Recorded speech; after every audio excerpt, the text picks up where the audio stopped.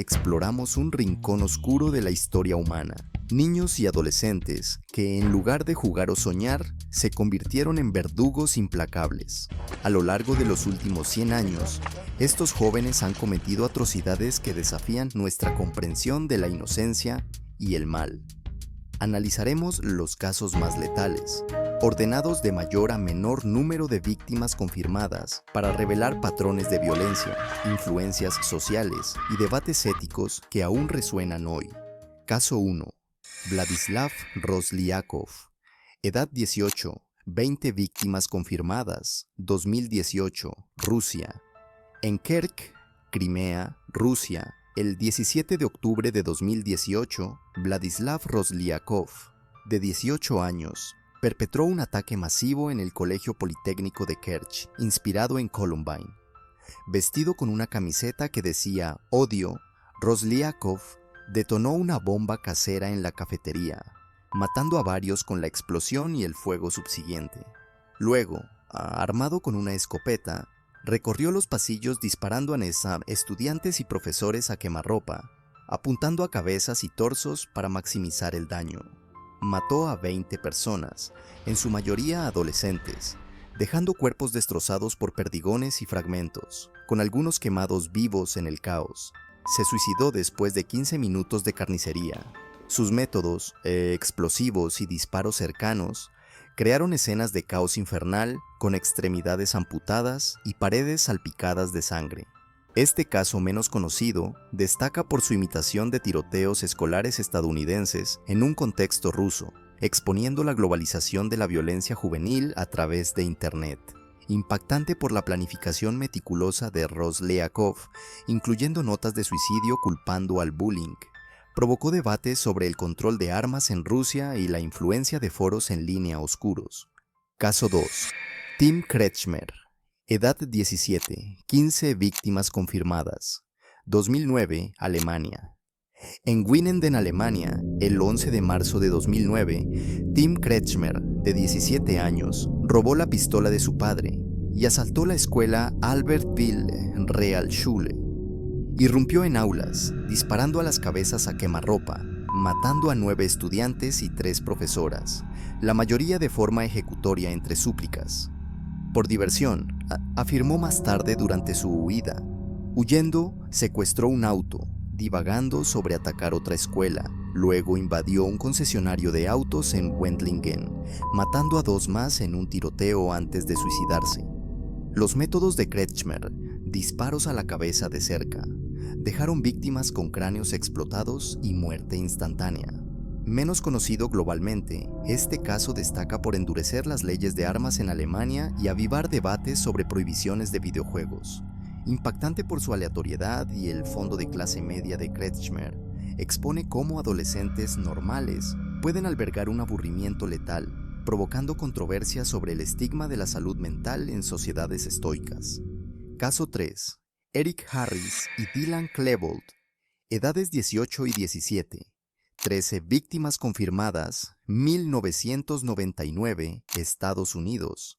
El 20 de abril de 1999, en la escuela secundaria Columbine, en Colorado, Eric Harris, de 18 años, y Dylan Klebold, de 17, ejecutaron un asalto meticulosamente planeado. Armados con escopetas, un fusil y pistolas, más bombas de propano fallidas, comenzaron afuera, disparando a estudiantes en el césped, matando a 2 instantáneamente con disparos a la cabeza. Dentro, recorrieron pasillos, lanzando bombas de tubo que explotaron en tormentas de metralla. En la biblioteca, el horror culminó. Burlaron a las víctimas, preguntando sobre Dios antes de ejecutar a 10, incluyendo disparos peekaboo bajo mesas, insultos raciales y burlas a heridos.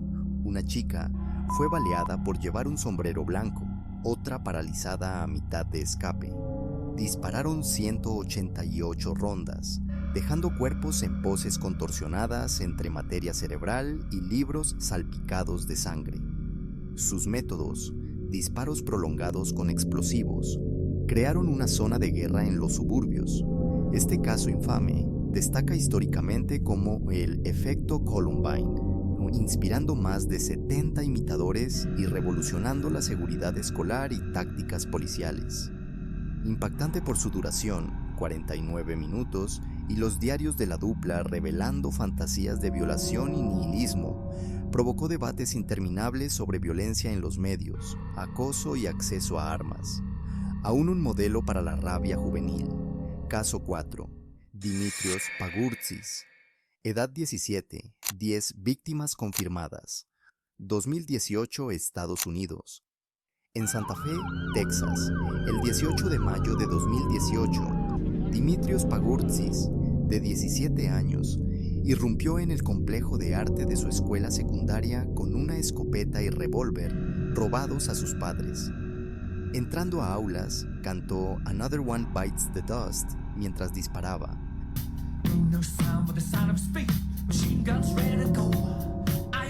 apuntando a quienes odiaba mientras perdonaba a amigos para que contaran su historia.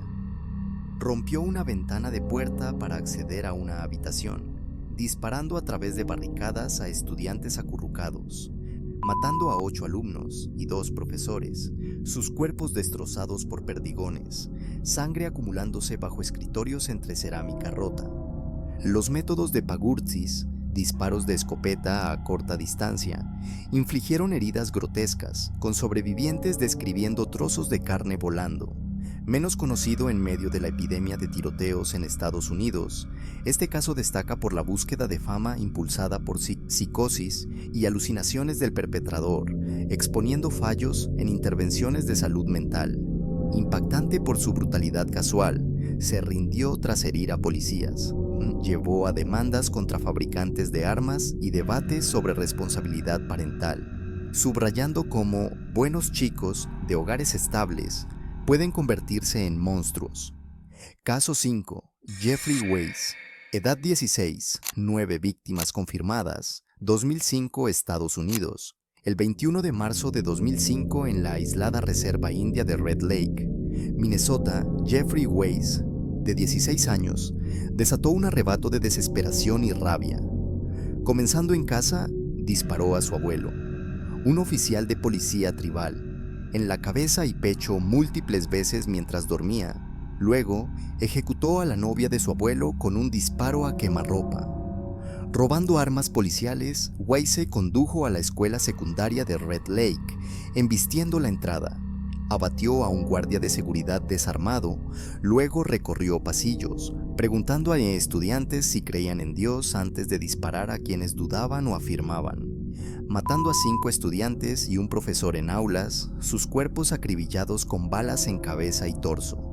Sonrió durante la carnicería, intercambiando fuego con la policía antes de retirarse a un aula, donde disparó a 2 víctimas más escondidas y luego a sí mismo. Los métodos de Weiss, armas de fuego incluyendo una escopeta para devastación cercana, crearon escenas de cerebros salpicados y extremidades mutiladas. Este caso menos conocido destaca por su contexto cultural en una reserva nativa americana plagada de pobreza y suicidios, resaltando crisis de salud mental ignoradas. Impactante por sus burlas religiosas y parricidio, sigue siendo el tiroteo escolar más mortífero de Minnesota, avivando controversias sobre el uso de antidepresivos, Weiss tomaba Prozac, y el descuido sistémico de la juventud indígena. Caso 6. Mitchell Johnson y Andrew Golden. Edades 13 y 11. 5 víctimas confirmadas. 1998, Estados Unidos.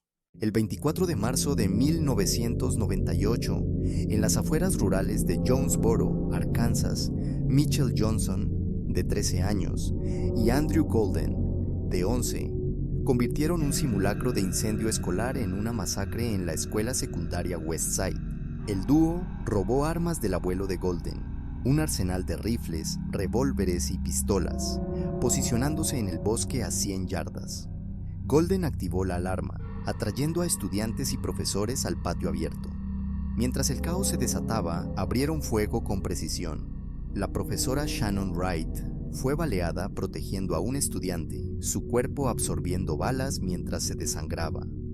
Las estudiantes Stephanie Johnson, 12, Natalie Brooks, 11, Paige Ann Herring, 12, y Brittany Warner, 11, fueron abatidas, sus cuerpos colapsando entre gritos, sangre salpicando de heridas en cabeza y pecho. Sus métodos, tiros de emboscada desde cobertura, imitaban tácticas de francotiradores, con 22 rondas disparadas en minutos.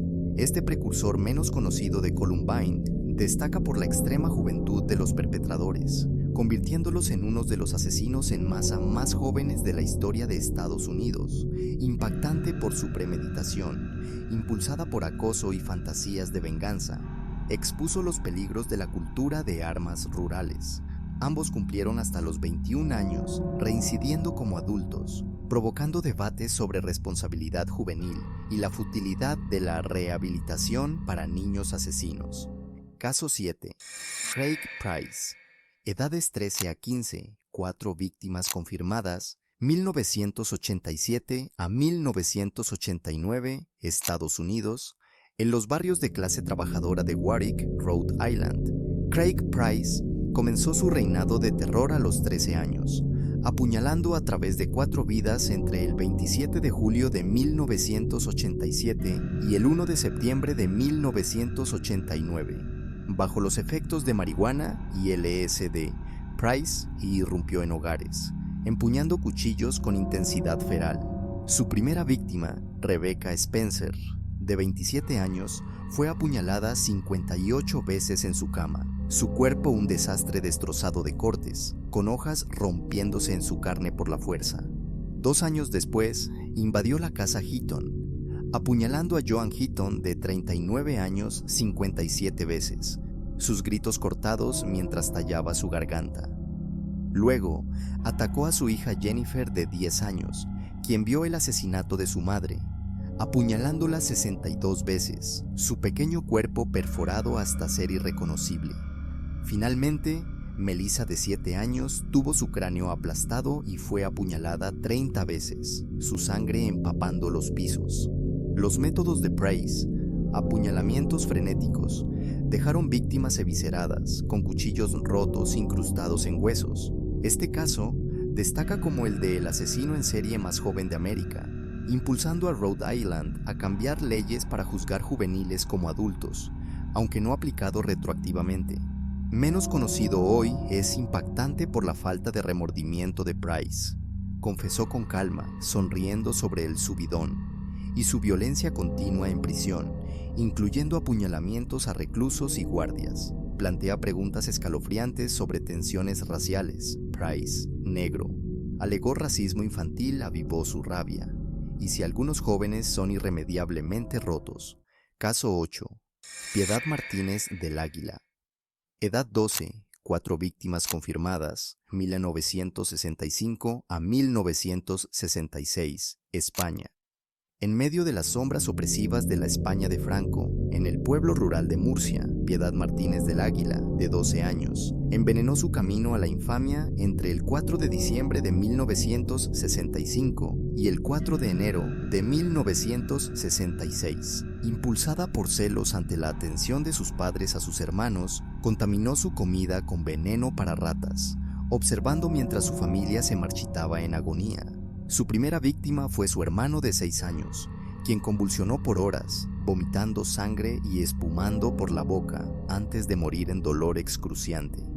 Luego apuntó a su hermana de 4 años, quien gritó mientras sus órganos ardían desde adentro, su piel ampollándose y ojos saltones.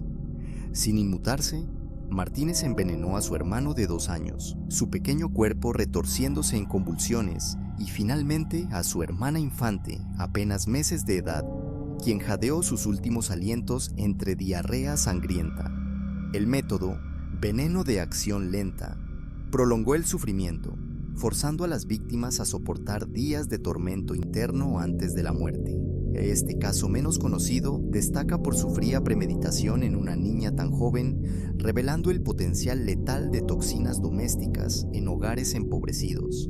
Históricamente, conmocionó a la sociedad española conservadora, llevando a la institucionalización de Martínez en lugar de juicio, e encendiendo discusiones sobre dinámicas familiares bajo la pobreza de la era dictatorial. La brutalidad radica en la traición íntima, una no hermana convirtiendo cuidadora en verdugo, sus víctimas muriendo en las mismas camas donde buscaban consuelo. Si este contenido te ha impactado y quieres más exploraciones profundas en el mundo del crimen verdadero, suscríbete al canal ahora para no perderte futuros documentales que desafíen tus límites.